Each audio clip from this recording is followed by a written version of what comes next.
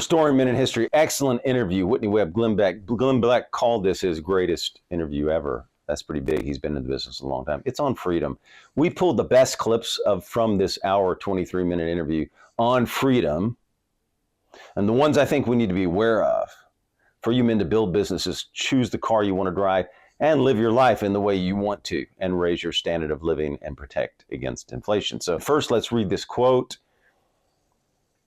Now, I will tell you the answer to my question. It is this. The party seeks power entirely for its own sake.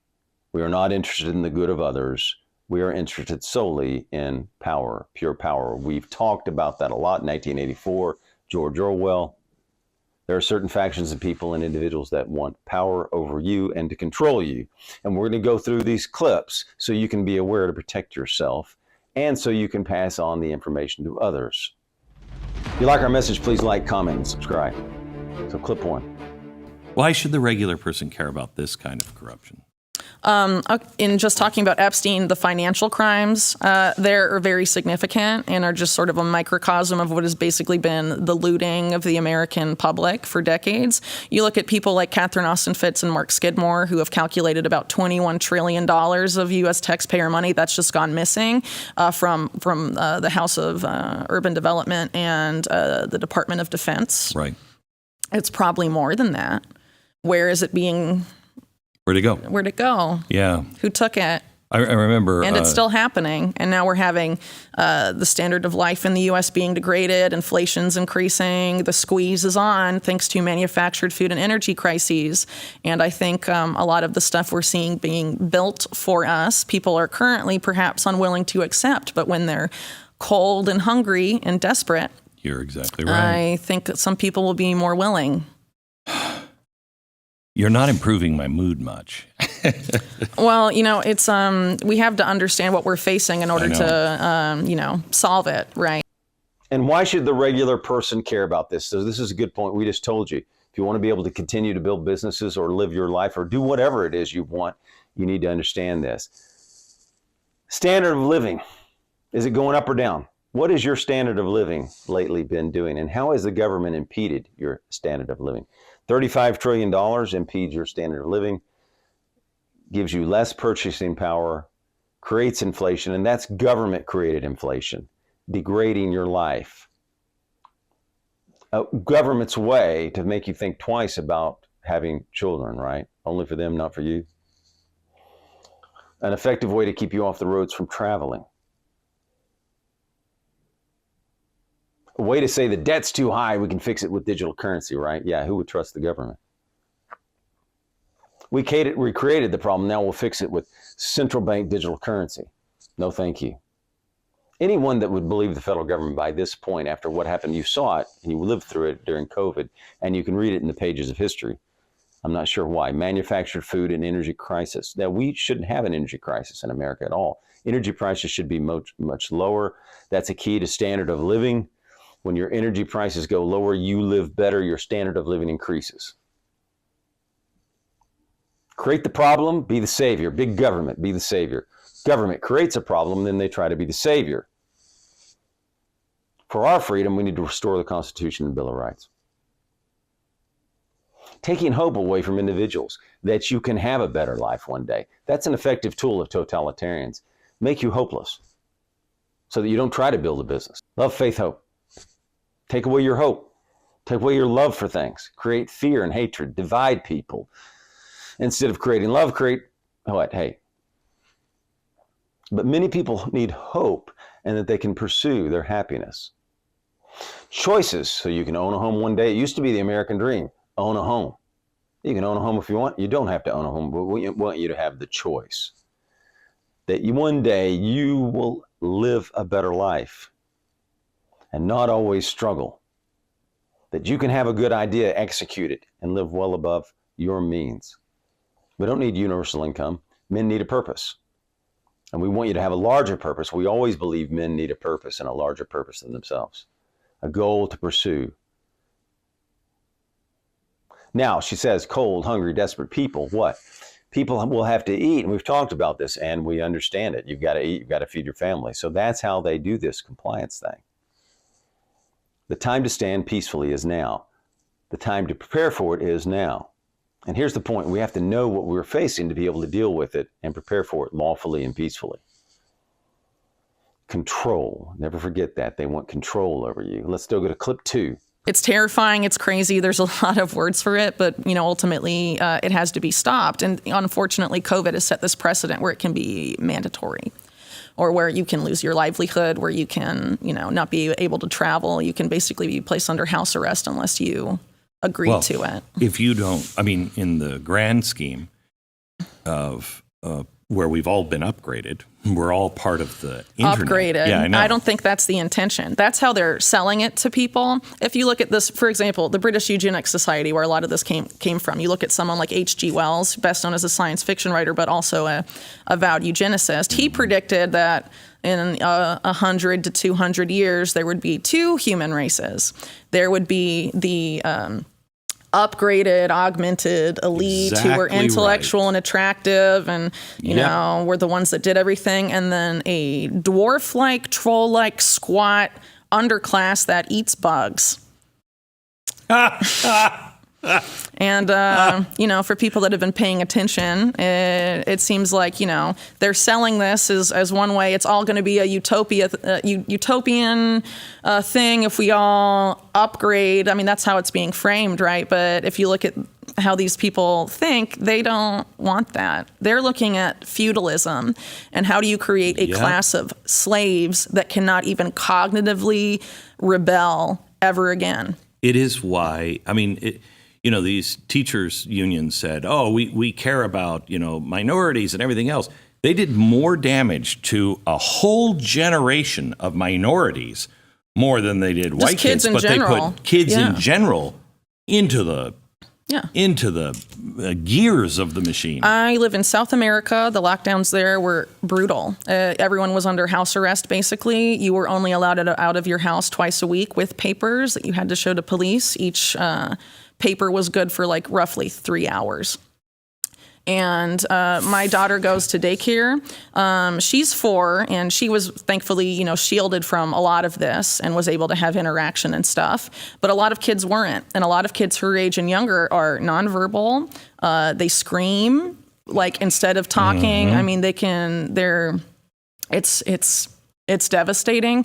And the fact that these people, act like it was for the children or for public health when, the evidence increasingly comes out and it wasn't, it was for something else. So never forget the totalitarians, the way governments have acted in England and Europe, and they show you, they do it in your face. They did it during COVID. We believe it was a test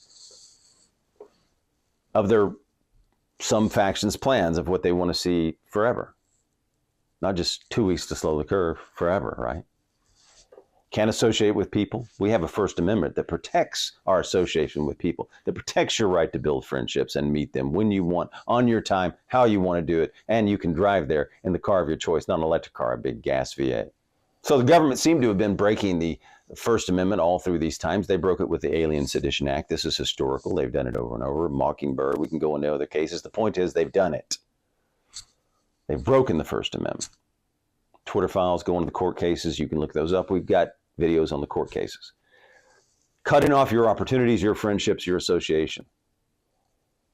Never forget how much the government pushed your freedom in 20 and 21 and 22 in some areas. Never forget the censorship. What you went through during COVID, don't forget it. We have federal and state constitutions to protect you.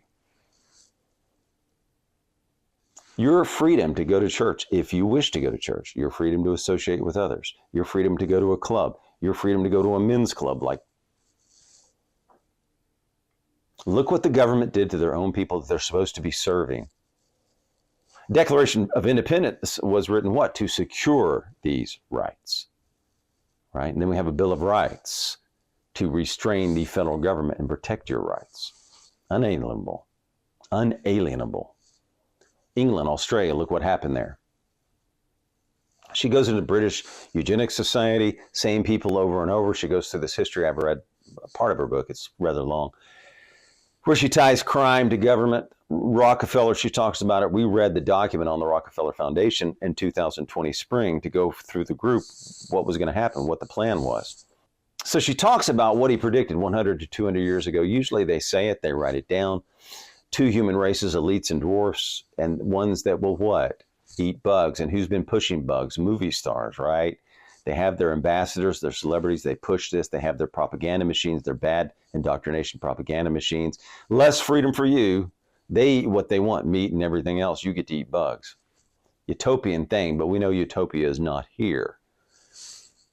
They get the upgrade, you don't, she says. The upgrade's for the elites, not you. What they do to kids, she never forgets. Let's never forget what they do to kids. And with transhumanism, what they're doing to kids, with not transhuman, transgenderism, which leads to transhumanism, what they're doing with kids. Nonverbal, she said some kids have, it's damaged their reading skills. Now, we read the stats on that. It has damaged reading skills of children, and they destroyed children. They took their lives away. Now, think about what would have happened if we had not had a constitution, Bill of Rights, and state constitutions, and we hadn't had some red state governors that opened early. And there was a divide there between red and blue states, right? California, New York forever.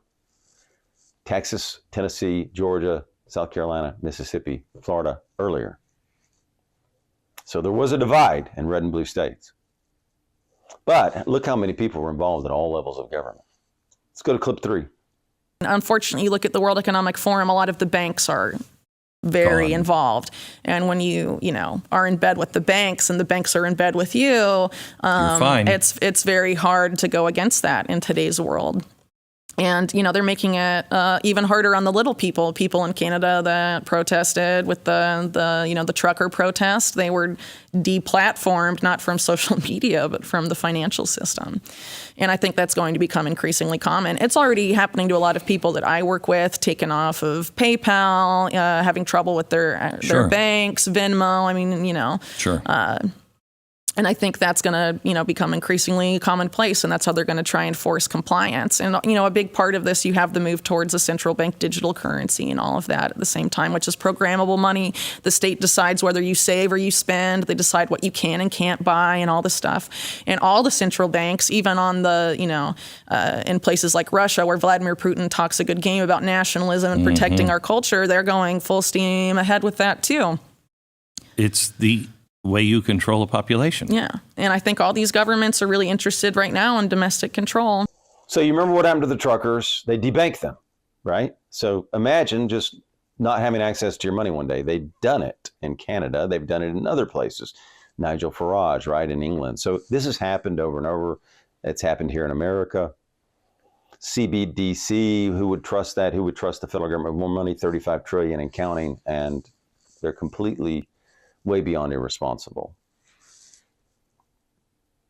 And that is what? You control your money, you control the population.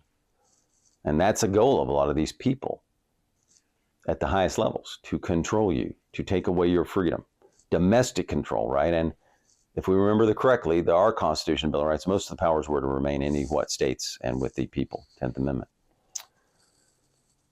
So imagine some faction telling you what you can and can't buy. Oh, you can't have a steak this week.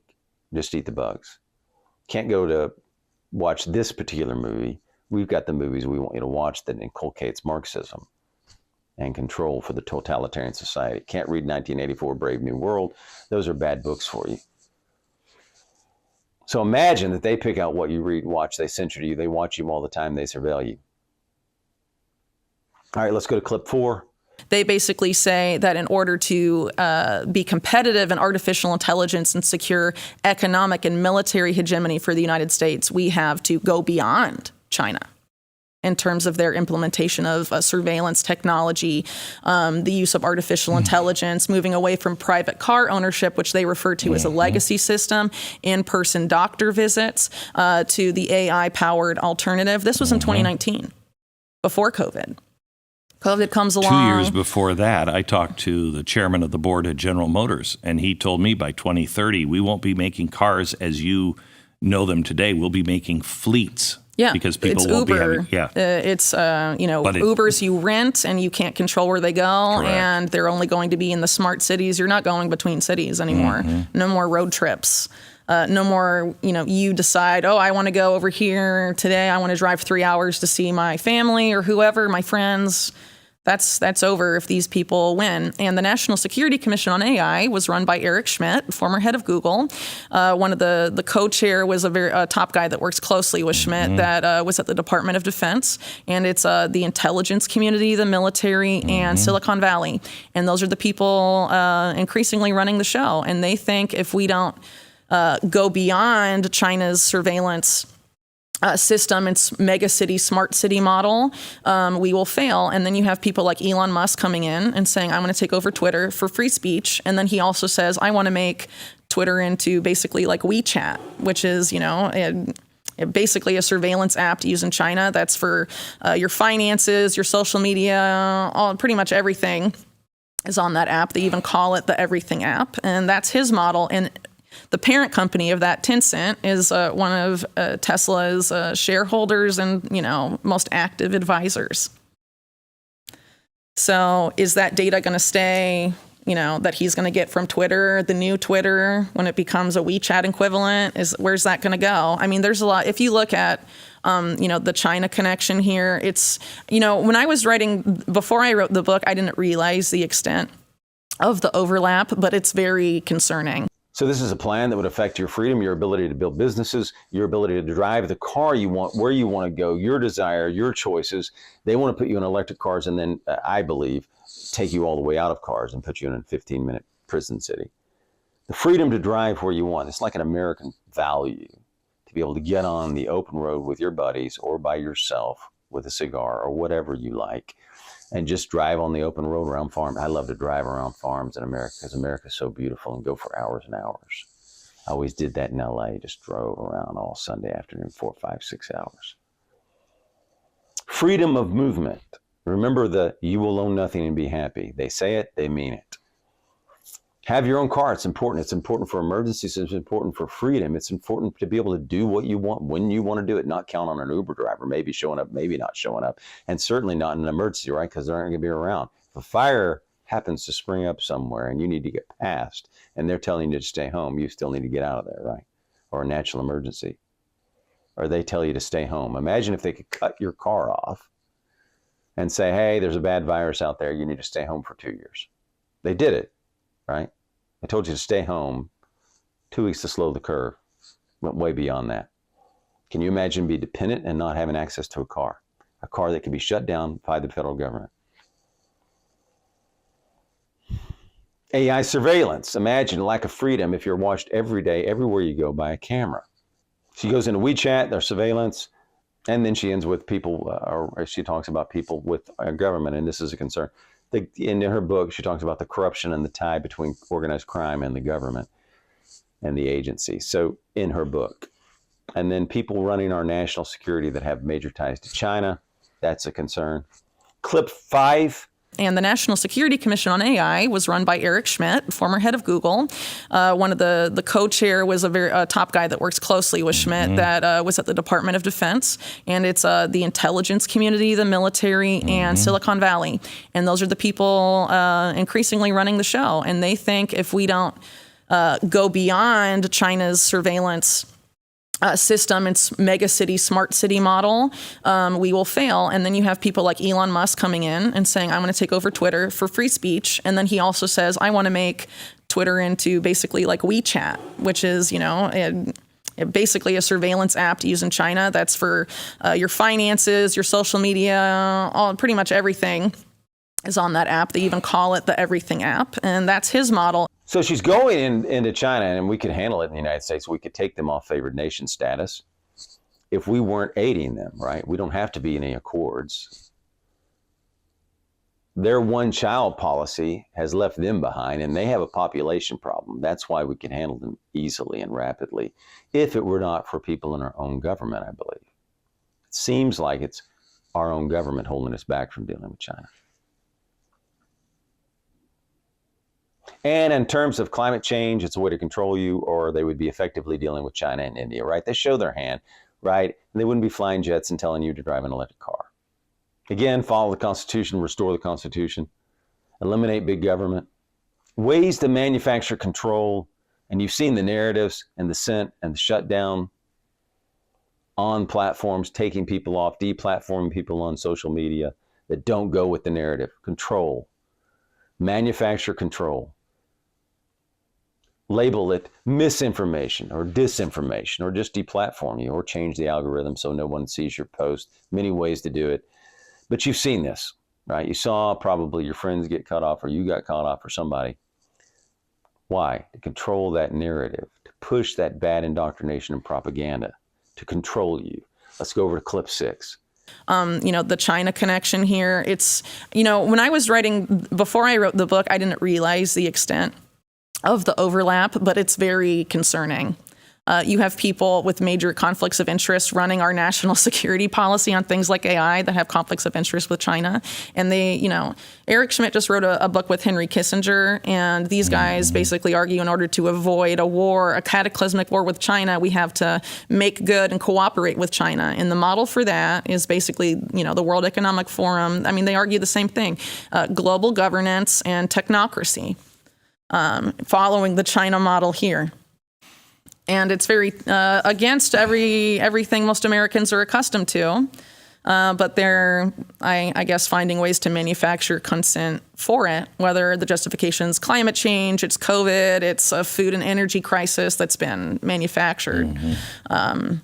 Whatever will stick, they'll use. But the problem is you're having the people that control Silicon Valley behind this. They control where most people get their information, where most people socialize today. And they're increasingly censoring people from platforms. They're waging basically a war on dissent. That I've written about a few times, and it's getting, increasingly Orwellian to the point where, they'll label you misinformation or, this is disinformation. But, the Biden administration, if their war on domestic terror advances the way they've written it out, you say the wrong thing or you disagree with the state even or the official narrative, you're, inciting violence. You're potentially a domestic violent extremist. Right. And that's happened in history before, not necessarily in the United States, but other countries. And, it's pretty clear that once that type of policy gets implemented, things go downhill very quickly. So again, look at the war on language. Men can be women, women can be men, and trying to censor that. You're standing for the truth, and they shut that down. Censorship, a major blow to freedom. In a republic, Thomas Jefferson and others have said you need free speech. One side pushes this very clearly: manufacture consent, control the narratives, coerce you, enforce compliance. You lose more and more freedom. Warnings: we can stop this. Look, you are the American people. We, the people, can stop it.